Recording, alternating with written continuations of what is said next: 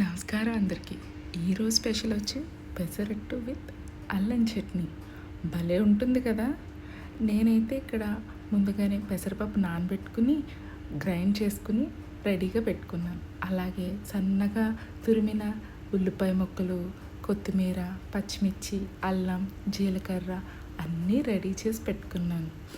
వేడి వేడి ప్యాన్ మీద ఈ పెసరట్టు వేసుకుని దాని మీద మనం తరుక్కున్న ఉల్లిపాయ ముక్కలు, పచ్చిమిర్చి, అల్లం, జీలకర్ర, కొత్తిమీర అన్నీ వేసుకుని దోరగా కాల్చుకున్న తర్వాత మనం ప్లేట్లోకి తీసుకుని పెట్టుకుని వేడి వేడి పెసరట్లోకి నిమ్మకాయ పిండుకొని అల్లం చట్నీలో తింటే ఉంటే అద్భుతం అని చెప్పుకోండి.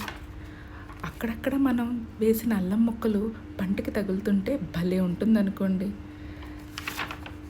ఉప్మా మిస్ అయింది కదా, నెక్స్ట్ టైం మనం ఉప్మాతో ట్రై చేద్దాం. సబ్స్క్రైబ్ చేసుకోవడం మాత్రం మర్చిపోకండి, లైక్ చేయండి. సరే అయితే మరి ఉంటాను. శుభం.